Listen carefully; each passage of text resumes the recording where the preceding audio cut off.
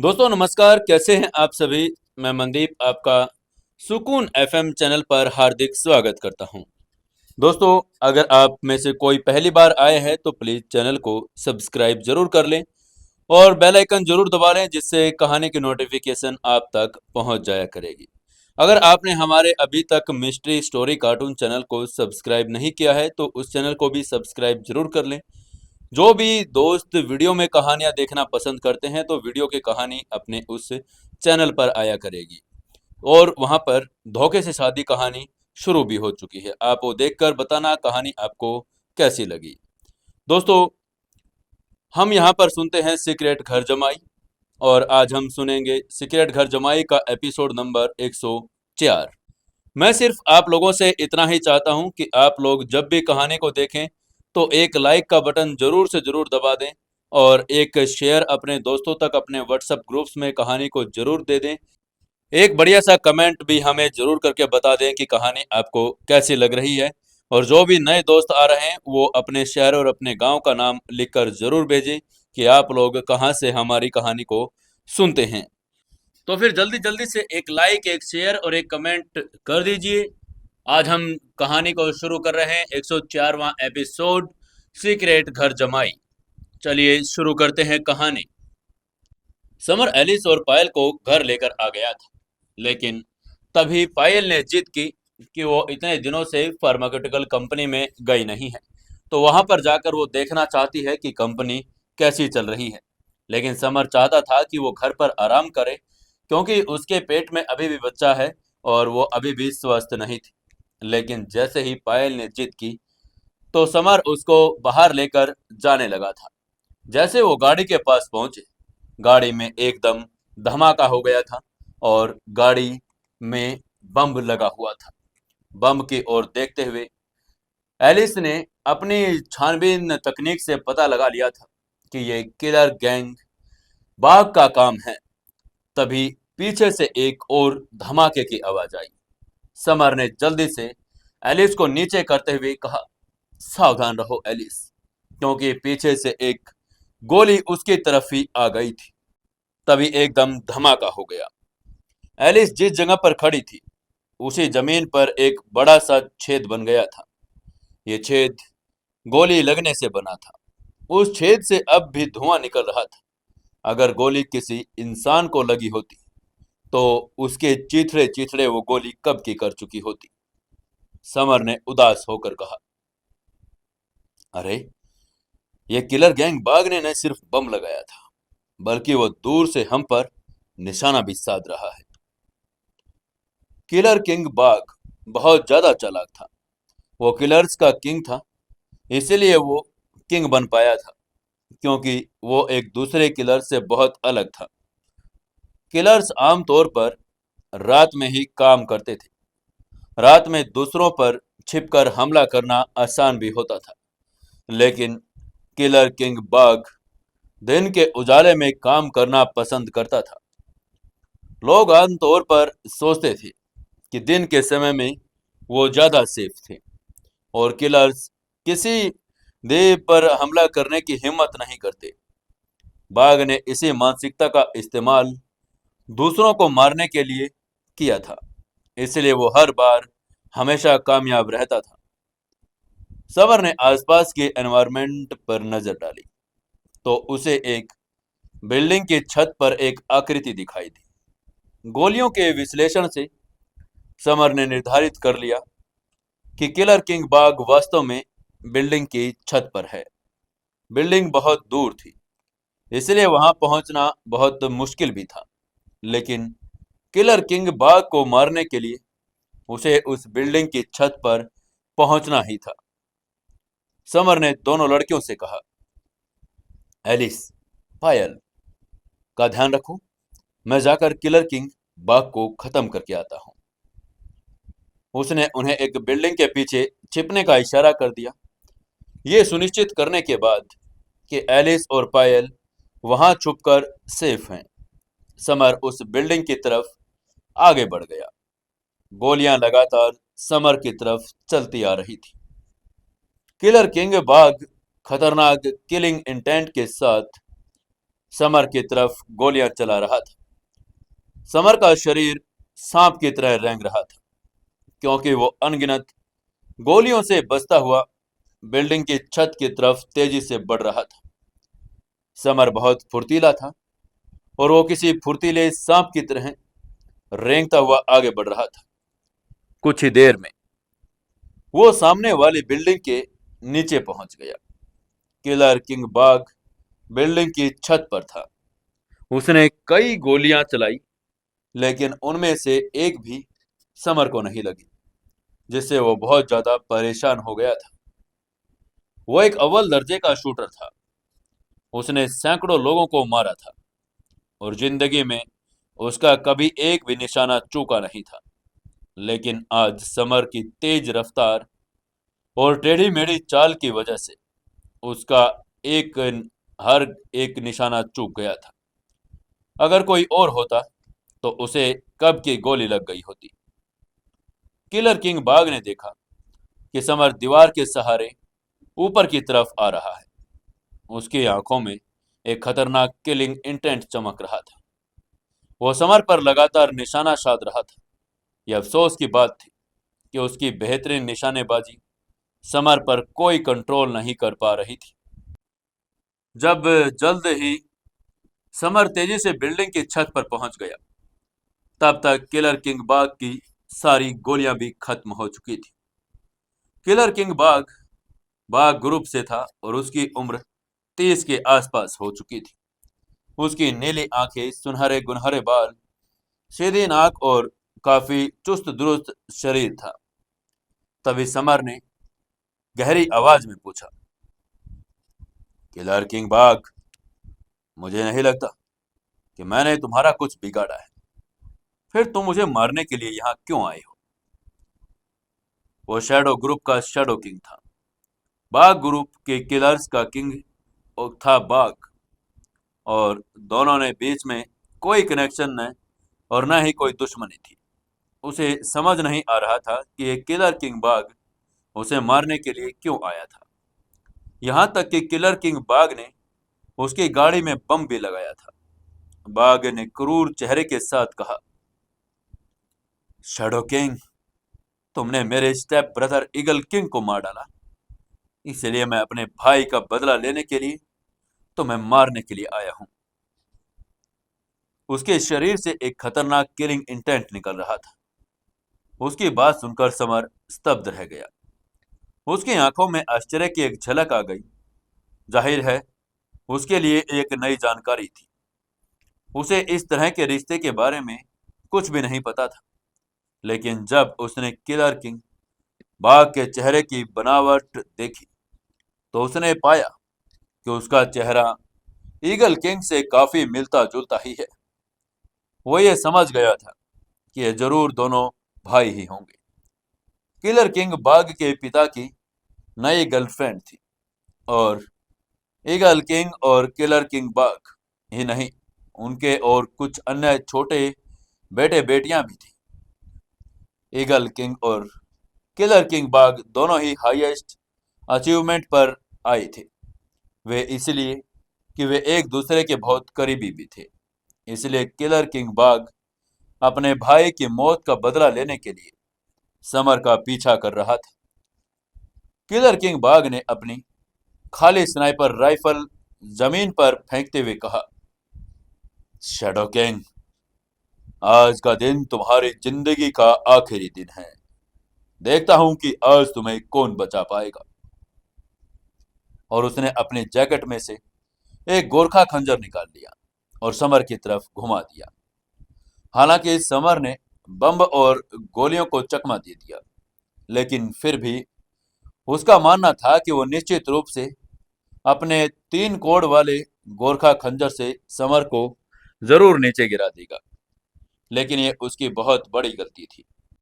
Summer अब एक ancient martial art fighter बन चुका था। किलर किंग बाग से निपटना उसके लिए बहुत आसान बात हो चुकी थी।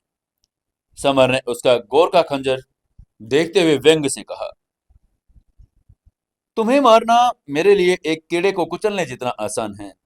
क्या तुम मरना चाहते हो? अगर हाँ, तो मैं इससे तुम्हारी मदद जरूर करूंगा। और उसकी आंखों में एक ठंडी चमक उभर आई। उसने अपना हाथ तेजी से बवंडर की तरह आगे बढ़ा दिया और उसने किलिंग किंग बाग का गोरखा खंजर पकड़ दिया। उसके ये मूवमेंट देखकर किलर किंग बाग दंग रह गया था। वो जानता था कि उसका यह खंजर कितना तेज था। ये इंसान को, मांस को कागज के टुकड़ों की तरह काट देता था। हड्डियों में भी खंजर के आकार का छेद कर सकता था। लेकिन अब समर अपने नंगे हाथों से ही उसको आसानी से पकड़ लिया था और वह पूरी तरह से यह देखकर स्तब्ध हो गया था। समर की त्वचा हीरे की जैसी थी। ये खंजर उसके लिए कोई मायने नहीं रखता था। उसने खंजर को अपने दाहिने हाथ में पकड़ा और जोर से दबा दिया, और गोरखा खंजर तेज चटक की आवाज के साथ दो टुकड़ों में टूट गया। ये देखकर किलर किंग बाग हैरान हो गया था। उसके चेहरे पर डर के भाव उभर आए थे। उसको मिली जानकारी बिल्कुल गलत थी। वो सिर्फ इतना जानता था कि समर एक किंग लेवल का फाइटर था, लेकिन जाहिर है कि अब वो इस लेवल से काफी ऊपर निकल चुका था। हैरानी से भरे किलर किंग बाग ने मुड़कर भागने की कोशिश की, लेकिन समर ने उसे भागने का मौका भी नहीं दिया। समर ने अचानक किलर किंग बाग की गर्दन पकड़ ली और उसने उसे पलक झपकते ही ऊपर उठा लिया और पूछा, तुम्हें मुझे मारने के लिए किसने भेजा है? किलर किंग बाग ने डरते हुए कहा, शैडो किंग। शैडो किंग, मैंने तुम्हें पहले ही बता दिया है कि मैं अपने भाई ईगल किंग का बदला लेने के लिए आया हूं। समर ने तभी फिर गुस्से में घूरते हुए उससे कहा, तुम बकवास कर रहे हो। तुम्हें कैसे पता चला कि मैंने ही उसे मारा था? तुम्हें यह किसने बताया है? किलर किंग बाग ने डरते हुए कहा, क्रोको क्रोकोडाइल किंग। क्रोकोडाइल किंग के लिए काम करने वाले एक व्यक्ति ने मुझे बताया है। समर ने उपहास करते हुए कहा, क्रोकोडाइल किंग? उसकी इतनी हिम्मत कि उसने मुझे मारने के लिए तुम्हें भेजा? ये कहते हुए उसने किलर किंग बाघ की गर्दन तोड़ दी और उसके शरीर को एक तरफ फेंक दिया। किलर किंग बाघ ने सोचा था कि वह समर को अपने पीछे वाले आदमी के बारे में बता देगा तो वो उसे जिंदा छोड़ देगा, लेकिन उसने ये तो दूर दूर तक नहीं सोचा था कि उसने उसे जिंदा छोड़ने के बारे में सोचा ही नहीं था। उसने पल भर में उसकी गर्दन तोड़ दी थी। किलर किंग बाघ के मरने के बाद समर मुड़ा और बिल्डिंग से नीचे उतर आया। वो पायल के बारे में ज्यादा चिंतित था। तेजी से चल रहा था।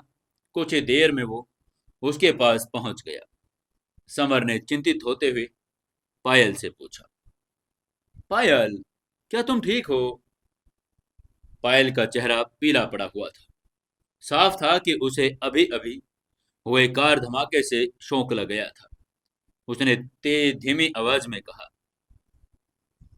मुझे थोड़ा चक्कर आ रहा है। समर जानता था कि वो प्रेग्नेंट है और वो इस अचानक हुए सिचुएशन से उसे जरूर बहुत बड़ा शौक लग गया होगा। समर ने मन ही मन गुस्से में कहा, धिक्कार है किलर किंग भाग। मैं तुम्हें 10,000 बार भी मारूं, फिर भी इसकी भरपाई नहीं हो पाएगी। इसके बाद समर ने पायल को समझाने की कोशिश करते हुए कहा, देखो पायल, आयुर्वेदिक मेडिसिन कंपनी के बारे में भूल जाओ। चुपचाप अंदर चलो। तुम्हें अभी थोड़ा आराम करना चाहिए। समर चिंतित था और उसने पायल को सीधा घर वापस भेज दिया। पायल के पेट में अभी भी एक नन्ही जान पल रही थी। इतने बड़े शौक के बाद वह कंपनी में नहीं जा सकती थी, वरना बच्चे पर बुरा असर पड़ सकता था। समर शाम तक पायल के घर पर रहा। उसने बाजरे और कद्दू की खिचड़ी बनाई। उसने उसे खुद अपने हाथ से भी खिलाया। उसे शांत करने के लिए उसे ढेर सारी बातें भी की, और उसके सो जाने के बाद वो वहां से निकलने के लिए तैयार हो गया था। उसने वहां से निकलने से पहले एलिस से कहा कि वो पायल का अच्छे से ख्याल रखे। तभी एलिस ने उससे कहा, बॉस, मुझे लगता है कि अब हम बहुत ज्यादा इनएक्टिव हो चुके हैं। तभी समर ने भौहें चढ़ा ली और उससे पूछा, तुम्हारा मतलब क्या है एलिस? जो कहना है साफ साफ कहो। एलिस ने उसे अपनी चिंताओं के बारे में बताते हुए कहा, बॉस, आपने मुझे पायल का ख्याल रखने के लिए कहा और आपने मिस्टी को कियारा का ख्याल रखने के लिए कहा। ये तरीके अच्छे हैं, लेकिन इस समस्या का समाधान तो नहीं है। हम सूरज के नीचे हैं और हमारे दुश्मन छाया में हैं। आज क्रोकोडाइल किंग ने किलर किंग बाघ को हमें मारने के लिए अपॉइंट किया। वो कल किसी और को भी अपॉइंट कर सकता है ना? समर ने मुस्कुराते हुए कहा, एलिस, तुम इतनी चिंता मत करो। मेरे पास पहले से ही एक आइडिया है। ये कहते हुए समर मुस्कुराते हुए वहां से निकल गया। घर से निकलते हुए समर ने गहरी सांस ली और घने अंधेरे में आकाश की तरफ देखा। उसकी आंखों में वही खतरनाक ठंडक लौट आई थी। उसने आज के हमले के बारे में सोचा और वो थोड़ा चिंतित हो गया। शुक्र है कि आज किलर किंग बाघ उसके पीछे आया था, लेकिन अगर वो यहाँ ना होता तो किलर किंग बाघ पायल या कियारा पर हमला कर देता तो ये बहुत खतरनाक होता। समर का मानना था कि उसके बहुत सारे दुश्मन थे और वो सब भूल गए हैं कि वो कितना पागल है। वो भूल गए हैं कि क्रोधित शैडो किंग खून की नदियां बहा देता था और ये कोई बेबुनियाद कहावत नहीं थी। ये सब सोचते हुए उसने अपना सेलफोन निकाला और उसने बिना किसी हिचकिचाहट के अंडरवर्ल्ड के फाइटिंग एरिना का नंबर डायल कर दिया। उधर फोन एक लड़की ने उठाया। वो काफी लंबी थी, 20 साल से ज्यादा उम्र की थी, लेकिन बहुत ज्यादा ताकतवर। उसका नाम कैथरीन था, जो अंडरवर्ल्ड के फाइटिंग एरेना की हाउस कीपर थी। अगर ये लड़की वर्ल्ड लेवल की रक्षक बन पाई थी तो जाहिर है उसका बैकग्राउंड बहुत ज्यादा स्ट्रॉन्ग था। कैथरीन ने फोन उठाते ही कहा, शैडो किंग, तुमने पूरे 1 साल बाद मुझे फोन किया है। क्या हुआ? आज तुम्हें मेरी याद कैसे आ गई? क्या बात है आखिर? बात करते हुए उसके लाल होठ ऊपर की तरफ मुड़े हुए थे और वह लहजा शिकायतों से भरा हुआ था। समर ने उसकी शिकायतों को इग्नोर कर दिया और शांति से कहा, कैथरीन, मुझे अंडरवर्ल्ड के फाइटिंग एरिना में किसी को चैलेंज करने में मदद करो। मैं क्रोकोडाइल किंग को चैलेंज करना चाहता हूं। उसकी बात सुनकर कैथरीन हैरान रह गई। उसने उसे याद दिलाते हुए कहा, शैडो किंग, मैं मानती हूँ कि तुम अच्छे फाइटर हो और पिछले साल तुम अंडरवर्ल्ड के सबसे ताकतवर किंग थे, लेकिन ये मत भूलना, हर साल अंडरवर्ल्ड में एक नया किंग आता है। क्रोकोडाइल किंग 10 साल पहले टाइगर ग्रुप का किंग था। उसे किंग्स की ओल्डर जनरेशन माना जाता है और वो किंग था तब तुम किंडरगार्टन में थे। समर कैथरीन की बात सुनकर बिल्कुल भी नाराज नहीं हुआ, क्योंकि वो जानता था कि वो सिर्फ तथ्य बता रही थी। वो सिर्फ 8 साल का था जब क्रोकोडाइल किंग अंडरवर्ल्ड का किंग बन गया था। समर ने कॉन्फिडेंस से मुस्कुराते हुए कहा, कैथरीन, तुम्हें बस मेरी तरफ से उसे चैलेंज भेजना है और मैं 3 दिन बाद टाइगर ग्रुप के लिए ये यहाँ से रवाना हो जाऊंगा। कैथरीन ने एक बार और कंफर्म करते हुए कहा, शैडो किंग, क्या तुम सच में क्रोकोडाइल किंग को चैलेंज करना चाहते हो? मैंने सुना है कि वो एक एंशियंट मार्शल आर्ट फाइटर है। समर ने ठंडे मुस्कान के साथ कहा, ancient martial art fighter? Catherine, चिंता करने की कोई जरूरत नहीं। अब मैं उससे नहीं डरता क्योंकि मैं उसे चैलेंज कर रहा हूँ।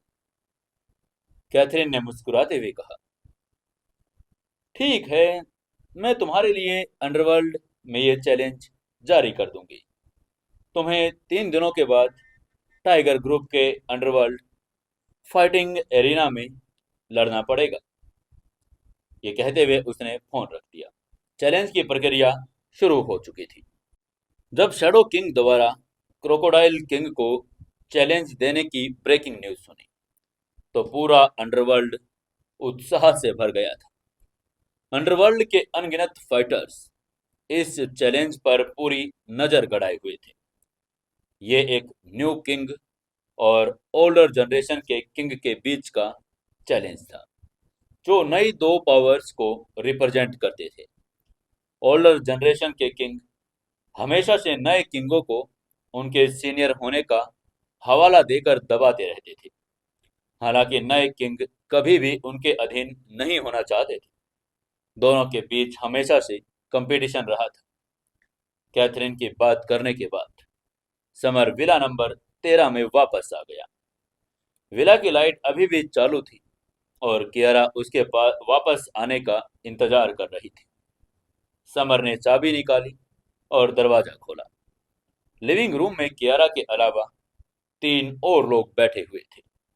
उनमें से 2 उसके सास ससुर थे और तीसरा संचित वहीं पर था।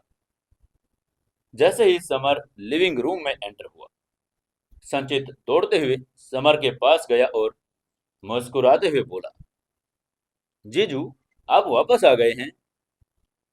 जब से समर ने इंदौर यूनिवर्सिटी में उसके अराइवल को मारा था, तब से संचित उसे अपना आइडियल मानने लगा था। वो उसके अपने बहनोई के जरिए हिमांशी से कांटेक्ट भी करना चाहता था। समर ने उसके अभिवादन को एक्सेप्ट करते हुए सिर हिलाया। उससे मिलने के बाद समर ने चेहरे पर मुस्कान के साथ सम्मान भरी आवाज में कहा, सासू माँ और ससुर जी, आप लोग यहाँ कैसे? सब कुछ ठीक तो है ना? हालांकि समर शैडो ग्रुप का शैडो किंग था। पूरी दुनिया में वो फेमस भी था। फिर भी वो अपने ससुराल वालों के साथ बहुत सम्मानजनक और विनम्र रहता था।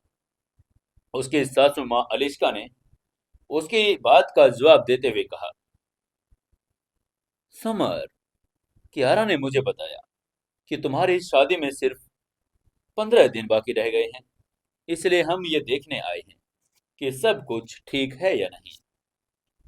अलिश्का पिछली शादी में हुए कार एक्सीडेंट से बहुत दुखी थी, इसलिए इस बार वो ये सुनिश्चित करने के लिए पहले ही आ गई थी और उनके साथ वो रहना भी चाहती थी। ये सुनिश्चित करना चाहती थी कि यह शादी अधिक शानदार और सुरक्षित हो। समर ने उनकी तरफ मुस्कुराते हुए देखा और कहा, हाँ, आधे महीने के बाद कियारा के लिए एक वर्ल्ड लेवल शादी में होस्ट करने का प्लान बना रहा हूँ। ये कहते हुए उसकी आंखें कोमलता से भरी हुई थी। कियारा हमेशा शांत रहती थी, लेकिन अपनी माँ के सामने वो एक छोटी बच्ची बन गई थी।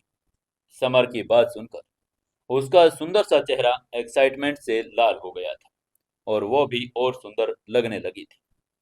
खुद को इग्नोर होता हुआ देखकर शिवराज अपनी एक्जिस्टेंस की याद दिलाने के लिए हल्के से खांसा। तभी समर ने मजाक में पूछा, क्या हुआ ससुर जी, आपकी तबीयत तो ठीक है ना? समर की बात सुनकर शिवराज ने अपनी आंखें घुमाई। उसे समझ नहीं आ रहा था कि अब वो क्या कहे। उसने मन ही मन में कहा, मैं तुम्हारा ध्यान अपनी तरफ खींचने के लिए खांसा था, इसलिए नहीं कि मैं बीमार हूं। वहीं समर की यह हरकत देखकर कियारा भी खिलखिला उठी थी। उसे लगा कि समर बहुत बदमाश है, लेकिन वह अपने पिता से ज्यादा अपनी माँ के करीब थी और वह अपने पिता के लिए समर की आलोचना नहीं करती थी, बल्कि उसकी और भी ज्यादा तारीफ करती थी। तभी शिवराज ने अपनी शर्मिंदगी को छुपाने की कोशिश करते हुए कहा, समर, कियारा मेरी इकलौती बेटी है, इसलिए शादी बहुत शानदार होनी चाहिए। समर ने मुस्कुराते हुए कहा, चिंता मत कीजिए ससुर जी, मैं उसके लिए एक वर्ल्ड लेवल शादी ऑर्गेनाइज करूंगा और मैं शैडो किंग के प्रेसिडेंट और डेनमार्क की प्रिंसेस को भी हमारी शादी में इनवाइट करूंगा। उसकी बात सुनकर शिवराज आश्चर्यचकित रह गया था।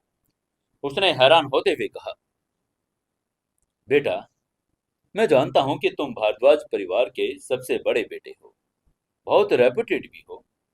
लेकिन यार मुझे मूर्ख मत बनाओ कि तुम शैडो ग्रुप के प्रेसिडेंट को बुलाओगे और प्रिंसेस को भी।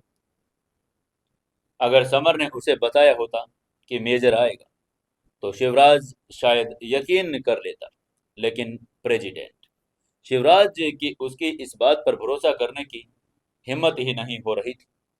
वो एक बिजनेसमैन था, इसलिए वो अंडरवर्ल्ड के सभी ताकतों के बारे में अच्छे से जानता भी था। इंडिया का सबसे अमीर आदमी भी शादी कर रहा था, तो भी वो शैडो ग्रुप के प्रेसिडेंट को नहीं बुला सकता था।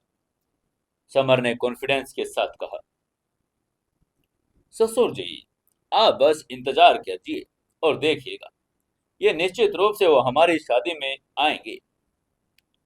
तभी कियारा ने उससे कहा, डियर, मम्मा ने अभी तक खाना नहीं खाया है, जाओ उनके लिए कुछ खाने का इंतजाम कर दो।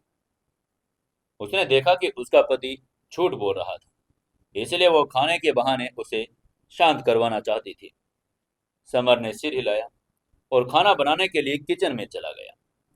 तभी लिविंग रूम में अलिश्का ने बोहें चढ़ाते हुए कियारा से कहा,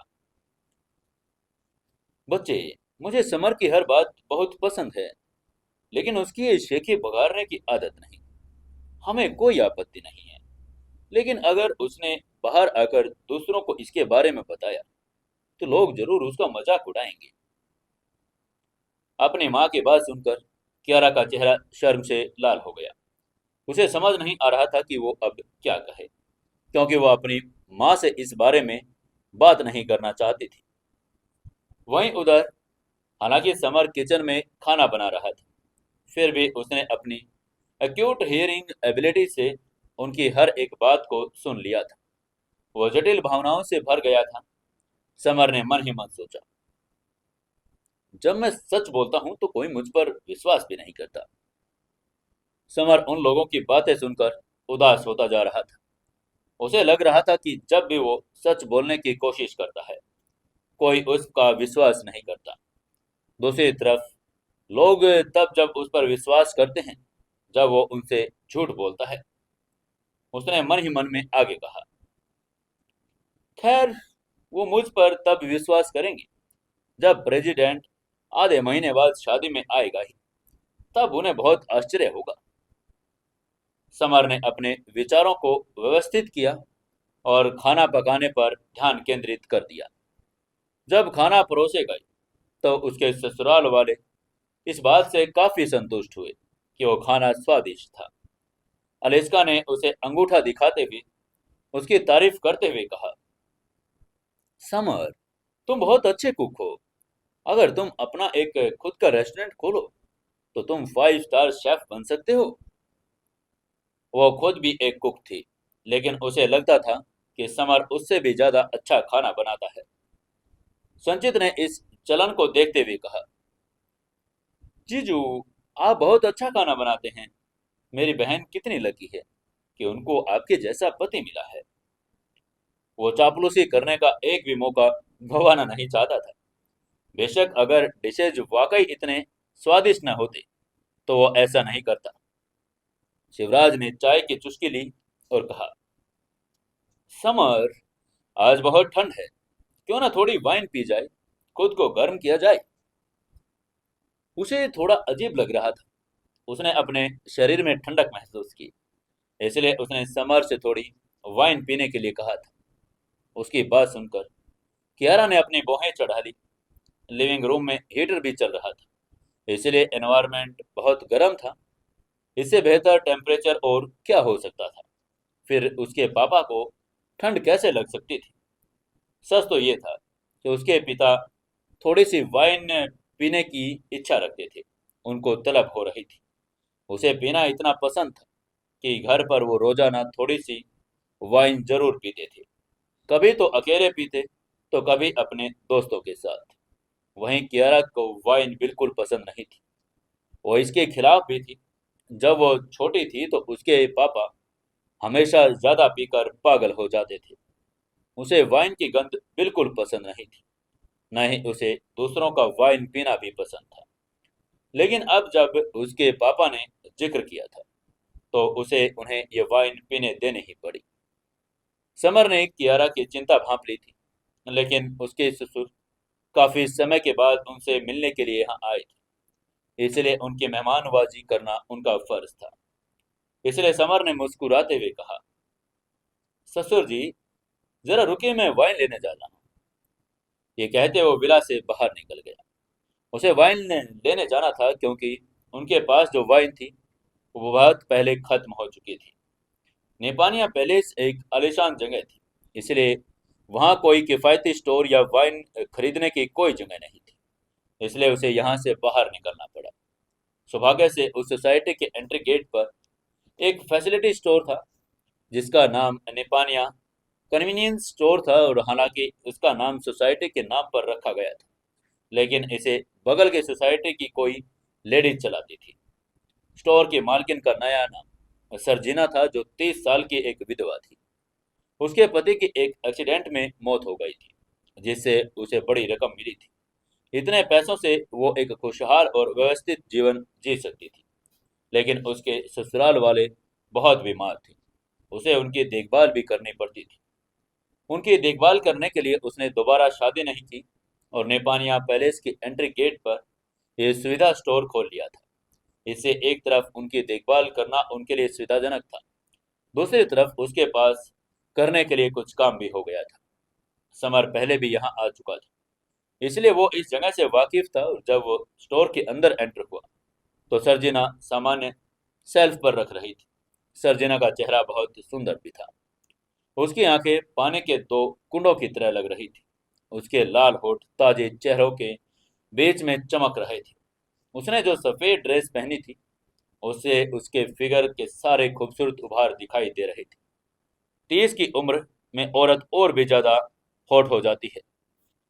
शेल्फ शायद उसके लिए बहुत ऊंची थी, और सर्जिना ने शेल्फ पर वाइन की कुछ बोतलें रखने की कोशिश की और अपना संतुलन खो दिया। वो जमीन पर गिरने ही लगी थी। इतना ही नहीं, शेल्फ पर रखी बोतलें भी उसकी तरफ गिरने लगी थी। ऐसे में न सिर्फ वो जमीन पर गिर रही थी, बल्कि वाइन की बोतलें जमीन पर गिरने से उसे चोट भी लग सकती थी। समर ने दुकान में घुसते ही ये सामने का सीन देखा।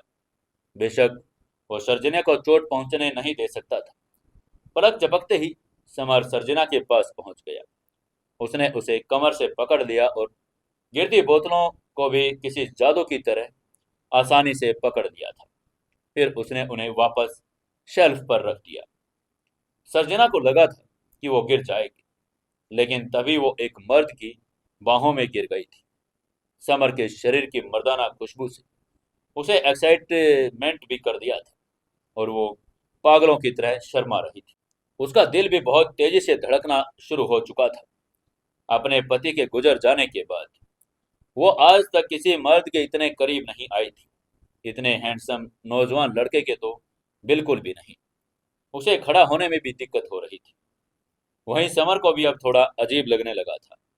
वो सिर्फ अपने ससुर के लिए यहाँ वाइन लेने आया था। अब उसे गिरता हुआ देखकर उसने सहानुभूति उठाते हुए उसकी मदद कर दी, लेकिन अब वो उसकी बाहों को में संभालने का नाम ही नहीं ले रही थी। इसके बाद जब समर उसे नीचे उतारने जा रहा था, तब पीछे से किसी ने कहा, ये तुम क्या कर रहे हो? 20 साल का एक नौजवान था, जिसके बाल चटक पीले रंग के रंगे हुए थे, बाहर टैटू से ढकी हुई थी। पहली नजर में ही कोई बता सकता था कि वो शरीफ इंसान तो बिल्कुल भी नहीं था। उस लड़के ने सर्जिना की तरफ देखते हुए एक ठंडी मुस्कान के साथ कहा, भाभी, मुझे नहीं पता था कि आप ऐसी हैं। आप किसी और लड़के के चक्कर में कैसे पड़ सकती हैं भाभी? सर्जिना अनानीपन से समर की बाहों से बाहर निकली और ऊंची आवाज में बोली, फवाद, बेतुका मत बनो। मैं गिरने वाली थी और इस आदमी ने बस मेरी मदद की। सर्जिना जानती थी कि फवाद उसके दिवंगत पति का छोटा भाई था। वो दिन भर जुआ खेलने के अलावा कुछ नहीं करता था। आखिर उसका कैरेक्टर भी अच्छा नहीं था। फवाद ने धूर्त स्वर में कहा, भाभी, मुझे उम्मीद नहीं थी कि तुम इतनी जल्दी किसी और मर्द के साथ रिलेशन बना लोगी, जबकि मेरा भाई अभी अभी फौत हुआ है। अगर उसे पता चल गया तो मुझे पूरा यकीन है वो गुस्से में अपनी कब्र से बाहर निकल आएंगे। सर्जिना इस बार थोड़े गुस्से में बोली, फवाद, बहुत हो गई तुम्हारी बकवास। उसने अभी अभी बस मुझे बचाया है। फवाद ने एक गंदे से मुस्कान के साथ कहा, बचाया है? तुम्हें लगता है कि तुम मुझे 3 साल के बच्चे की तरह बेवकूफ बना सकती हो? अगर वो तुम्हें बचा रहा होता तो फिर तुम्हें उसकी बाहों में लेटने की क्या जरूरत थी? फवाद ने चुपके से मुस्कुराया और आगे कहा, मैं क्या भाभी, अब कोई बहाना नहीं। अगर तुम मेरे भाई के एक्सीडेंट के मुआवजे में मिले 10 करोड़ रुपए मुझे दे दो तो मैं कुछ भी नहीं कहूंगा। असल में फवाद तो पैसों से ज्यादा कुछ चाहता था। वो अपने भाभी का शरीर भी पाना चाहता था, लेकिन उसने इस बारे में जिक्र नहीं किया क्योंकि समर अभी भी वहीं पर खड़ा था। सर्जिना ने भौहें चढ़ाई और सीधा मना करते हुए कहा, फवाद, वो पैसा माँ की देखभाल करने के लिए है, मैं वो तुम्हें नहीं दे सकती। फवाद ने समर की तरफ इशारा किया और कहा, भाभी, अगर तुम मुझे ये पैसा नहीं दोगी तो मैं माँ से कह दूंगा कि तुम्हारा बाहर एक बॉयफ्रेंड भी है। ये भी कहूंगा कि तुम एक्सीडेंट में मिलने वाले सारे मुआवजे को अपने बॉयफ्रेंड पर खर्च कर रही हो। समर उसकी इस टिप्पणी से खुश नहीं था। वो यहाँ सिर्फ 2 बोतल वाइन लेने आया था और संयोग से उसे यहाँ गिरने से उसने बचाया और अब उसे उस औरत का बॉयफ्रेंड वो कह रहा था। बेशक समर को उनकी बातचीत पर यह बहुत समझ आ गई थी कि फवाद 10 करोड़ रुपए मुआवजा लेना चाहता है। सर्जिना उसे देना नहीं चाहती क्योंकि उसे अपनी सास की देखभाल करनी थी। जाहिर है इसमें हितों का टकराव हो रहा था।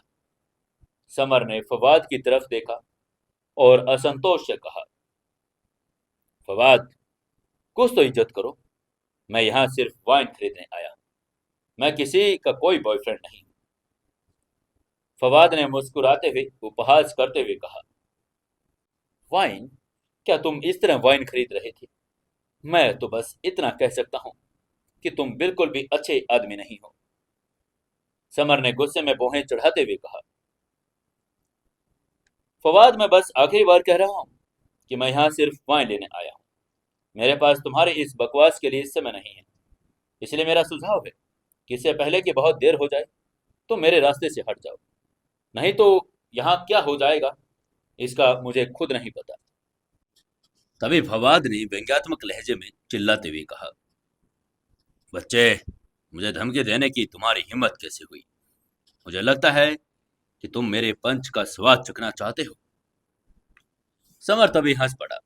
उसे अपने सामने खड़े लड़के पर तरस आ रहा था। आखिर ऐसे बेवकूफ लोग उसे ही हमेशा क्यों मिलते थे? समर ने झुंझलाते हुए कहा, मैं 3 तक गिनूंगा, उससे पहले तुम यहां से चले जाओ, वरना तुम्हारे साथ अच्छा नहीं होगा। ये कहते हुए समर ने फवाद की तरफ देखा और गिनना शुरू कर दिया। 1, 2, 3। लेकिन फवाद अपनी जगह से जरा भी नहीं हिला। चुपचाप समर की तरफ देखता रहा। उसने अपनी ताकत दिखाने के लिए हवा में पंच घुमाया। जाहिर है उसे समर से बिल्कुल भी डर नहीं लग रहा था। उसको ऐसे पंच लहराता हुआ देखकर समर ने मन ही मन में कहा, ओह शिट, खैर अब मुझे हिंसा का सहारा लेना पड़ेगा क्योंकि बातचीत से तो अब बात बनेगी नहीं। समर तभी फवाद के पास गया, अपना पैर आगे बढ़ाया और उसके पेट पर एक जोरदार किक दे मारी। समर को किक मारते देखकर फवाद ने उसे रोकना चाहा, लेकिन समर बहुत तेज था। उसने पल भर में फवाद को किक मार दी थी। फवाद किक लगते ही काफी दूर उड़ते हुए जमीन पर गिर पड़ा और दर्द से चीखने लगा। फवाद ने गुस्से में घूरते हुए कहा, अरे, तुमने मुझे किक मारने की हिम्मत की? तुम अपनी कब्र खुद खोद रहे हो। तुम्हें अब कोई नहीं बचा पाएगा। वो अपनी भाभी के सामने दिखावा करना चाहता था, लेकिन उसने उम्मीद नहीं की थी समर उसे एक ही किक में जमीन पर गिरा देगा। ये बहुत शर्मनाक बात थी। फवाद तभी खड़ा हुआ और दर्द के कारण उसने अपना चेहरा सीधा रखना भी मुश्किल हो रहा था। उसने अपनी कमर से एक स्विच खंजर निकाला और उसे समर की तरफ तान दिया। फवाद को खंजर निकालता देखकर सर्जिना डर गई। उसने चिल्लाते हुए कहा, फवाद, ये तुम क्या कर रहे हो? इसे दूर रहो, दूर रखो इसे। वो नहीं चाहती थी कि समर को चोट लगे या फिर उसकी जान चली जाए। सर्जिना समर की बहुत शुक्रगुजार थी। आज अगर वो ना होता तो उसे अभी भी चोट लग जाती। किसने सोचा था कि फवाद इतना पागल हो जाएगा कि खंजर निकाल लेगा। ये वाकई बहुत कमीनापन था। समर ने उस पर व्यंग करते हुए कहा, ओह, एक स्विच खंजर? फवाद जैसा कमजोर आदमी मेरे लिए कुछ भी नहीं है। फवाद ने भी व्यंग करते हुए कहा, चलो चलो, मैं तुम्हें अपने खंजर का स्वाद चखाता हूं लड़के। और वे कहते हुए समर की तरफ बढ़ गया। तभी सर्जिना ने जोर से चिल्लाते हुए समर से कहा, अरे अरे, आप जल्दी कीजिए, बचिए उससे। सर्जिना बेचारी बहुत ज्यादा चिंतित थी और वो समर को वहीं बैठे और बिल्कुल भी नहीं हिलता हुआ देखकर रोने ही वाली थी। समर उसकी बात सुनकर मुस्कुरा लिया। तब तक वो स्थिर खड़ा रहा जब तक खंजर की नोक लगभग उसे छू नहीं गई।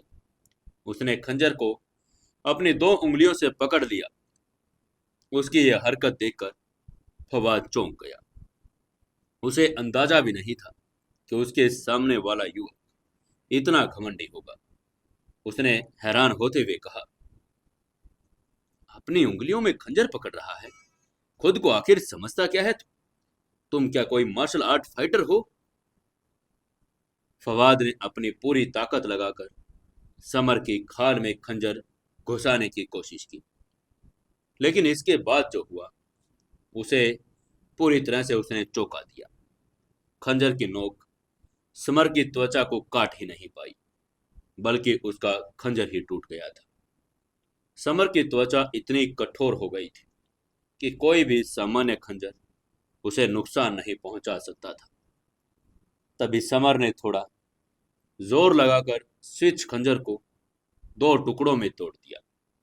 उसके बाद उसने फवाद के चेहरे पर एक जोरदार तमाचा जड़ दिया। उसका चेहरा सूज गया और उस पर 5 लाल उंगलियों के निशान बन गए थे। सर्जिना को अब चिंता थी, कहीं समर को चोट न लग जाए, लेकिन उसे इतना शांत 2 उंगलियों से खंजर तोड़ता देखकर वो एक्साइटेड हो गई थी। यह आदमी बहुत ताकतवर है, उसने इस बात का अंदाजा लगा लिया था। तभी फवाद ने अपने सूजे हुए चेहरे को हाथ से ढकते हुए कहा, तुमने मुझे थप्पड़ मारा। उसे अभी भी यकीन नहीं हो रहा था कि आखिर हुआ क्या था। समर ने तभी दूसरे गाल पर एक और थप्पड़ मारते हुए कहा, हाँ, मैंने तुम्हें थप्पड़ मारा है कमबख्त। मैं यहाँ सिर्फ वाइन लेने आया था। तुम मुझे परेशान कर रहे हो।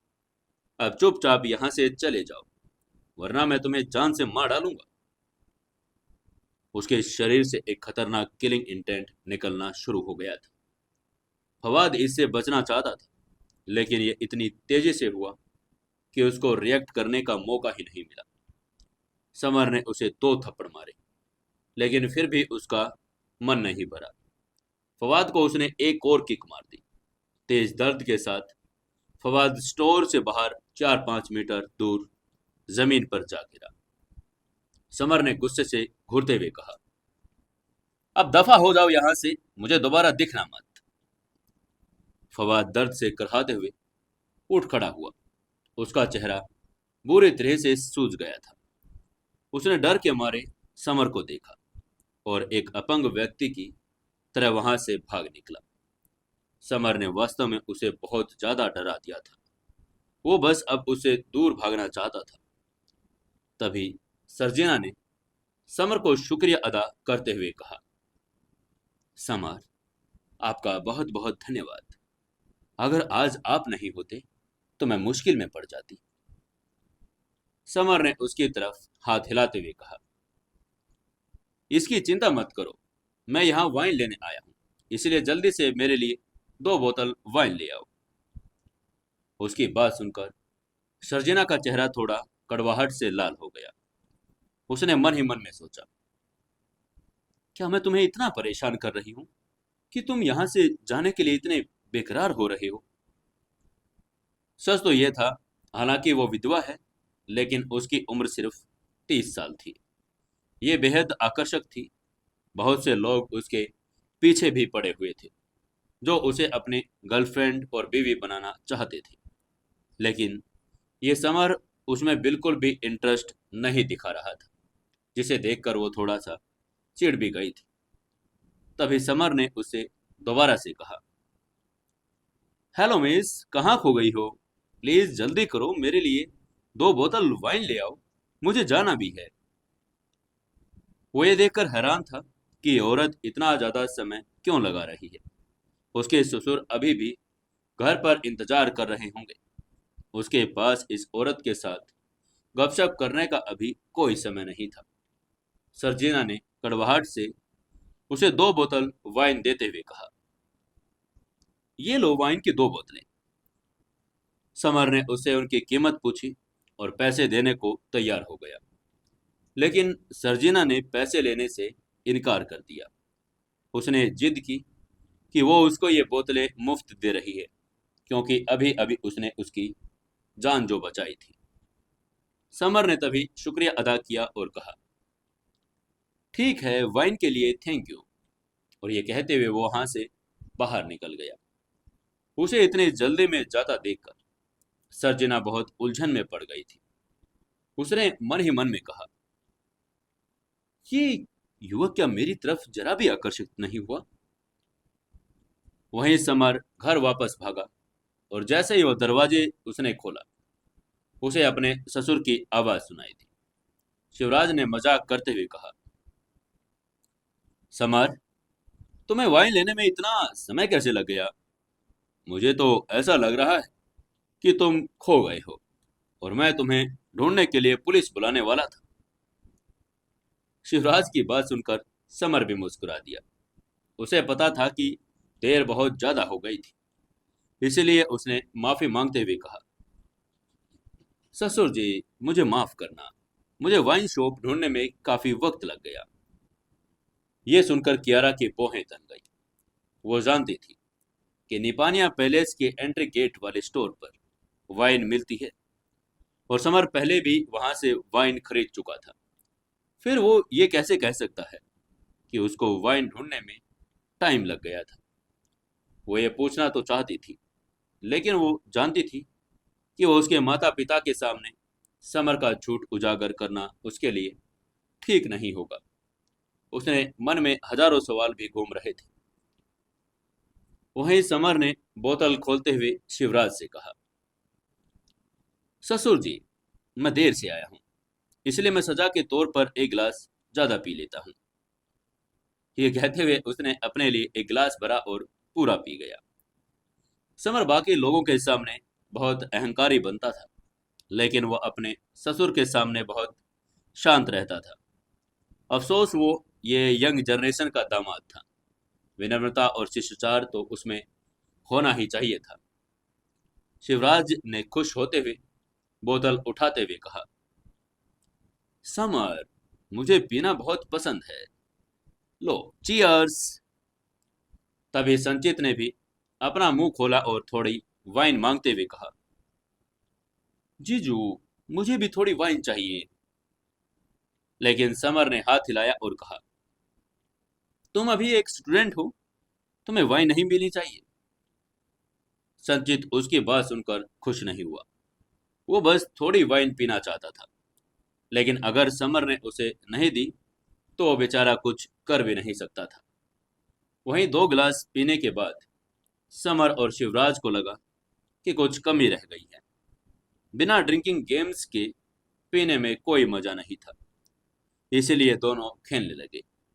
शिवराज का सबसे बड़ा शौक वाइन पीना था, इसलिए वो वाइन पीने के खेल में भी बहुत अच्छा था। उंगली से अनुमान लगाने में, खेल में वो कभी हारा भी नहीं था। हालांकि शिवराज उंगलियों से अनुमान लगाने में माहिर था, लेकिन समर के मुकाबले में वो वहां कुछ भी नहीं था।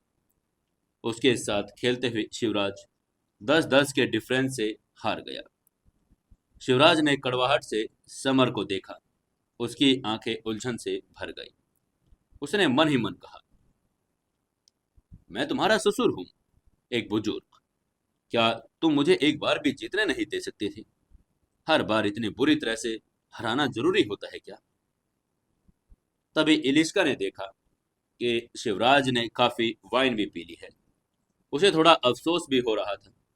उसने मेज के नीचे से समर को किक मारी और इशारा किया कि उसे 1-2 राउंड हार जाए।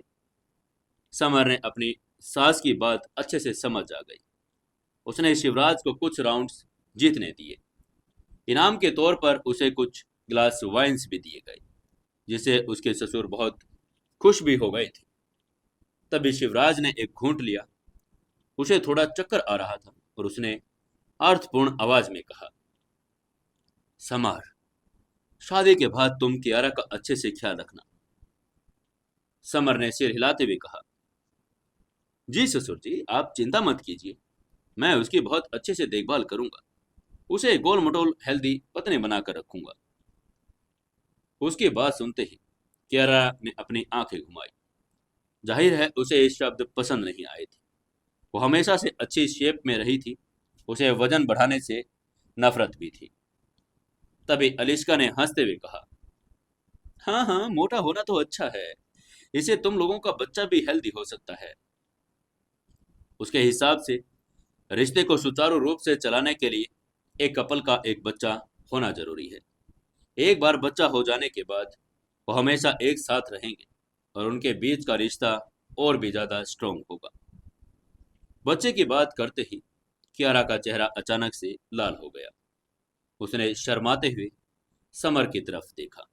उसकी धड़कनें तेज हो गई थी। वो अभी तक समर के साथ कभी सोई ही नहीं थी, तो बच्चा आएगा कहाँ से? लेकिन कियारा ने अब मन बना लिया था कि शादी के आधे महीने के बाद वो अपना रिश्ता समर के साथ और भी स्ट्रॉन्ग बना लेगी। अपने आप को पूरी तरह से समर को सौंप देगी। वो उसे एक प्यारा सा गोलू मोलू सा बच्चा भी देगी, जो बच्चा जरूर उस चालाक लोमड़ी पायल को भी भगा देगा। कियारा को इस बात का कोई अंदाजा नहीं था कि पायल तो पहले ही समर के बच्चे की मां बनने वाली है। अगर उसे पता होता कि वो समर के साथ सोई थी, तो पहले ही समर के बच्चे की मां भी बनने वाली है, तो वो समर को मार ही डालती। तभी अलिश्का ने उलझन में पूछा, कियारा, तुम इतना शर्मा क्यों रही हो? क्या तुम्हें बुखार है? कियारा ने पलकें झपकाई और एक सफेद झूठ गढ़ते हुए कहा, नहीं माँ, मुझे वाइन की गंध की आदत नहीं है ना, इसलिए मैं थोड़ा अनकंफर्टेबल फील कर रही हूँ। सच तो ये था कि समर के साथ बच्चे की माँ बनने के बारे में सोचकर उसे बहुत ज्यादा शर्म आ रही थी। अलिश्का और शिवराज ने बिना सोचे समझे इस पर यकीन कर लिया। कियारा के लिए ये बिल्कुल भी स्वाभाविक था, क्योंकि वो हमेशा वाइन की गंध से अनकंफर्टेबल हो जाती थी। तभी समर ने मुस्कुराते हुए शिवराज से कहा, ससुर जी, हमने पहले भी एक पूरी बोतल पी ली है। चलो इस दूसरी वाली बोतल को भी एक और दिन के लिए रख देते हैं। एक बोतल में से आधी समर ने और आधी शिवराज ने पी ली थी। समर बहुत पी सकता था और आधी बोतल उसके लिए कुछ भी नहीं थी, लेकिन शिवराज को अब चक्कर आने लगे थे। समर चाहता था कि वो उसके लिए वाइन पीना बंद कर दे, लेकिन शिवराज सहमत नहीं था। शिवराज ने समर की बाह खींचते हुए कहा, समर, मैं नशे में नहीं हूं। अभी तो मुझे बिल्कुल भी नहीं चढ़ी। चलो एक एक ड्रिंक तो और लेते ही हैं। ये कहते हुए उसने एक और गिलास पानी पर पीने जोर दे दिया। समर उसके साथ पीने के अलावा कुछ भी कर नहीं सकता था। उन्होंने जल्द ही दूसरी बोतल भी खत्म कर दी। 2 बोतल पीने के बाद समर अभी भी पूरी तरह से शांत था, लेकिन दूसरी तरफ उसके ससुर पहले ही मेज पर सो चुके थे और बीच बीच में खर्राटे भी ले रहे थे। समर ने शिवराज की तरफ देखा और कड़वाहट से कहा, ससुर जी, क्या आप बस इतना ही पी सकते हैं? तभी अलिश्का ने समर से पूछा, समर, आज बहुत ठंड है, क्या हम तुम्हारे घर पर रुक सकते हैं? वो जानती थी कि वो बेहोश पति को घर पर नहीं लेकर जा सकती है। समर को उम्मीद नहीं थी कि उसकी सास आज उनके साथ घर पर रुकना चाहेंगी। उसे कोई आपत्ति तो नहीं थी, लेकिन ये सब कियारा पर निर्भर था। समर ने भौहें चढ़ाई और कियारा की तरफ मुड़ा और उसकी स्वीकृति की प्रतीक्षा करने लगे। समर की नजरों में सवाल देखकर कियारा ने मुस्कुराते हुए कहा, हाँ हाँ जरूर मम्मा, आप और पापा पहली मंजिल वाले रूम पर रुक जाना। संचित सोफे पर सो जाएगा और मैं और समर ऊपर वाले मेरे बेडरूम में सो जाएंगे। कोई जिंदा वाली बात नहीं है मम्मा। वो जानती थी कि ठंड थी, आधी रात हो चुकी थी और वो अपने माँ को ऐसे घर वापस जाने के लिए कह भी नहीं सकती थी। तभी संचित ने भौहें चढ़ाते हुए विरोध करते हुए कहा, लेकिन मैं तो सहमत नहीं हूँ, मुझे सोफे पर क्यों सोना पड़ेगा? मैं सोफे पर नहीं सोना चाहता। कियारा ने उसकी तरफ देखते हुए कहा, संचित, यहाँ इतने कमरे नहीं हैं। अगर तुम सोफे पर नहीं सोना चाहते तो तुम बाहर जा सकते हो। उसे अपने इस छोटे भाई को कभी बिगाड़ा नहीं था। संचित ने अनिच्छा से कहा, ठीक है, फिर मैं सोफे पर ही सो जाऊंगा। वो अपनी बहन से डर भी रहा था। समर अपने ससुर के प्रति बहुत आभारी था, क्योंकि उसकी वजह से अब वो एक साथ कियारा के बिस्तर पर सो सकता था। कियारा की कमर उसने पकड़ ली और अपने साथ ऊपर ले गया। तभी चलते चलते कियारा ने धीरे से कहा, समर, मेरे मोम डैड यहाँ हैं, अपने आप पर थोड़ा कंट्रोल रखो। समर ने हल्के से मुस्कुराते हुए कहा, कोई बात नहीं, तुम मेरी पत्नी हो और ये सामान्य बात है। कियारा को समझ नहीं आ रहा था कि अब वो इस बात का क्या जवाब दे। उसके खूबसूरत चेहरे पर लालिमा छा गई थी। हालांकि ये पहली बार नहीं था जब वो समर के साथ एक ही कमरे में सोई थी, लेकिन हर बार वो बहुत शर्मिंदा हो जाती थी। उसके दिल की धड़कन बहुत तेज हो जाती थी। बिजनेस वर्ल्ड में कियारा एक शानदार और घमंडी क्वीन थी, लेकिन घर पर वो एक समर के सामने छोटी सी बच्ची बन जाती थी। तभी समर ने एक शरारती मुस्कान के साथ कहा, हनी, आज बहुत ठंड है, चलो कंबल शेयर करते हैं। समर बहुत एक्साइटेड लग रहा था। भले ही वो उसके साथ कुछ नहीं कर सकता था, लेकिन थोड़ा भावुक होना नुकसानदेह नहीं होगा। कियारा को समर की एक्साइटमेंट देखकर अपने शरीर में थोड़ी गर्माहट महसूस हुई। इससे वह थोड़ी असहज हो गई थी। वो जानती थी कि समर क्या सोच रहा है और उसमें उसका दिल भी तेजी से धड़कने लगा था। अब क्या होगा आगे, ये जानने के लिए जुड़े रहिए अपनी कहानी सीक्रेट घर जमाई और चैनल सुकून एफएम के साथ। दोस्तों, चैनल को ज़्यादा से ज़्यादा शेयर करें और अपने दोस्तों तक वीडियो को जरूर पहुंचाएं। सब्सक्राइब अगर किसी ने नहीं किया है तो चैनल को सब्सक्राइब जरूर कर लें। वीडियो को लगातार लाइक करते रहें, कमेंट करते रहें और अपने दोस्तों तक शेयर भी करते रहें, जिससे हम आपको और भी नई नई कहानियां लेकर आते रहेंगे। दोस्तों, कल मैंने आपको कहा था कि आप लोग जो नई हमारी कहानी आने वाली है उसकी टाइमिंग के बारे में बताइए, तो आप लोग आज फिर कमेंट करके बताइए कि आपको किस समय हमारी जो नई कहानी शुरू होने जा रही है वो सुनना चाहते हैं, और उसकी टाइमिंग आप कमेंट करके ज़रूर बताना।